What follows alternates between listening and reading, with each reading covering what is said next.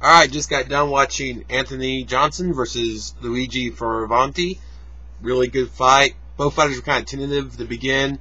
A lot of leg kicks, a lot of feeling each other out, and Anthony was getting better at the exchanges. And finally, he caught Luigi slightly on the temple, it seemed, and it staggered Luigi, and he kind of went into stalker mode and just went after him and just pounded him out and got the win. Also, there was a knee to the groin in that Anthony took, but he's a man about it. He didn't play tit for tat. He goes out there, takes the groin shot, then he comes back and fights like a man, finishes the fight. Whether it was intentional or not, I don't know, and I don't really care. But you watch people like Congo, who wants to play tit for tat, even though when it comes to groin strikes, he's done way more than his fair share.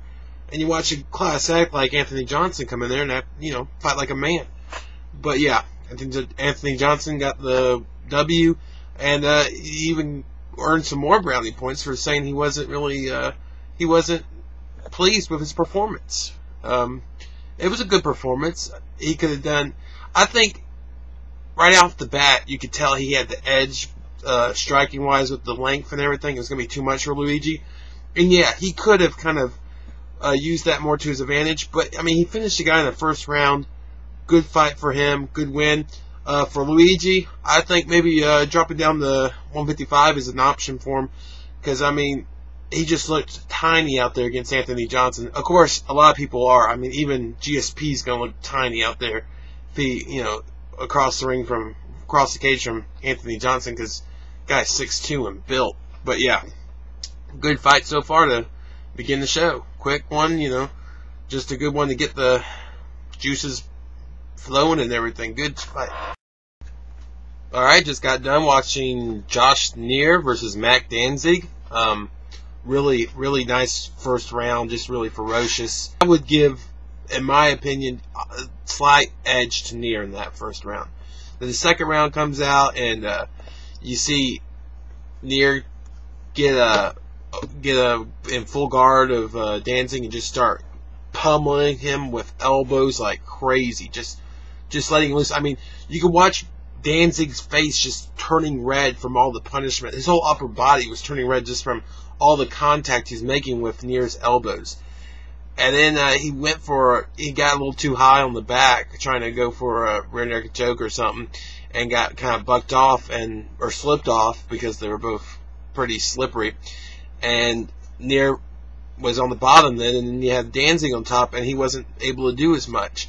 And you can watch Neer doing the, like they were saying, wrist control. He's grabbing wrists, so it's hard to get him back and get any power on anything. So that was real smart of him. He's been practicing that. He looked a lot like Nate Diaz out there. It was crazy because, he's doing the taunting now. He was doing this weird, like, get my hand in front of me. He's doing that swirly swirl at the very beginning, and later he's, hands open and stuff like, "Come on, you gonna bring it?"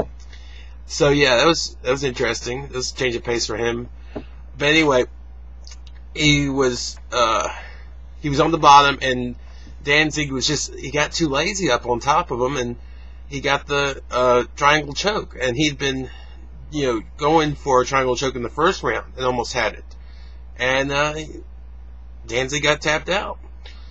So yeah, it was a good fight. And it's funny because just before they started showing this live card, they did an Unleashed, and it was that fight with him against Melvin Gillard, where he pulls off that great triangle choke after being bloodied up with a huge gash over his eye. So it was really neat little precursor there to what happened tonight. Just got done watching Cain Velasquez versus Dennis Stoich. Good fight. Seems like Dennis is just out there, and he's kind of like just a human punching bag. The guy takes a ton of punishment. That's great. It reminds me of Cabbage, just taking punishment. Crazy knees where Cain's he's forcing his head into him, and good punches, good combos, really sharp kicks to the knee and the back of the thigh and stuff. And I mean, every once in a while you would see Dennis come back with like real fast one of these or something, but it was not close to hitting at all. And that ended the first round, and in the second round they gave Cain the TKO once he had he had Dennis kind of turtled up in the corner. I think they should have let it go on. I mean, let the guy finish him outright, because I mean that's what we're here for. I mean, even if he has a guy emotionally beat, I want to see the finish. I don't know. Maybe I'm too hardcore or something. So, not letting them finish that fight outright kind of hurt both of their guys. They wondered in the back of their mind. Kane wondering if he could finish that fight, and Dennis wondered if he could last it longer, or if he could have pulled the upset. I guess I don't know. I don't think he could have, but you gotta give him that chance. Just got done watching Matt Grice versus Matt Veach, and it was they really went at it for a while there. It was really interesting. Matt Grice got the upper hand in the beginning and got in the guard and was really pounding on Veach for a long time. And you thought, well, maybe, I mean, it wasn't quite enough for anyone to call it. And Veach was able to work out of it, and they still fought really, really tandemness, just going at it, just Tasmanian devil style, just all that energy going into it. And finally, on that exchange, Veach caught Grice and sent him down to the floor, and then got on top of him in his guard and postured up and started landing one or two shots. And but you could see that Grice was still able to defend, and he was still conscious, and he was still awake, and he was trying to do something. He was, trying to control the other guy before he punched him too hard and hurt him. And the ref called it, and that was that. And Veach got the win. I don't think it should have been stopped. It's gonna be, that was a bit of controversy. It should have gone on. It was actually shaping up to be a good fight before they stopped it. I wish they didn't stop it. So, bit of a bummer. Yeah. Just watched Jeremy Stephens versus Joe Lauzon, competitive fight.